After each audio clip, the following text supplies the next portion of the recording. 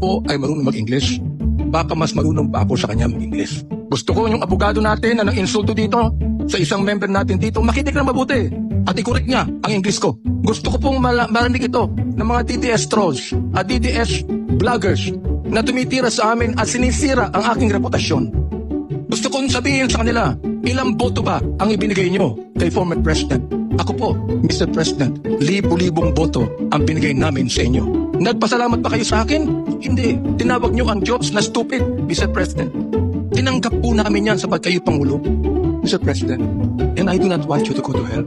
You said publicly, if you are corrupt, I will fetch you using a helicopter to Manila and I will throw you out. Hyperbole lang yun, sir. So, Mr. Hindi Chair, papayag ang piloto niya, sir. sino po yung tinapon ninyo sa helicopter? Sinabi niyo po eh. Paano mo itapon niya, sir? Buksan mo ba yung...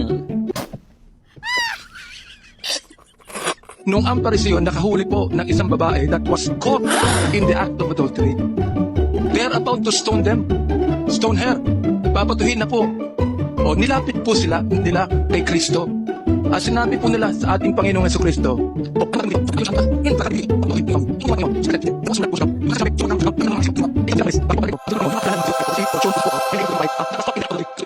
neither do I condemn you.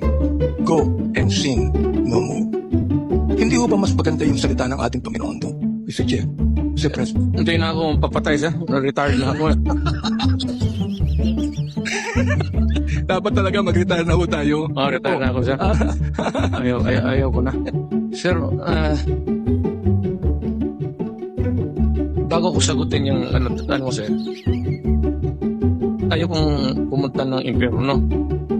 Pastor ko man, sir, tulog Pero, lang ako. Mr. Chair, hindi po ito confessional. Ano po? Ito po ay quadcom hearing. Neither do I condemn you.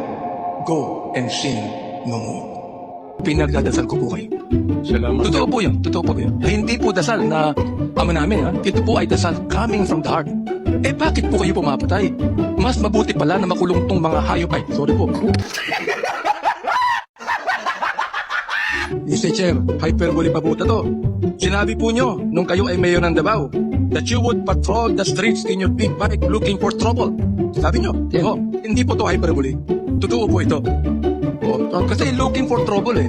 Kayo po ay nagbabike looking for trouble. Yes, sir. Oo.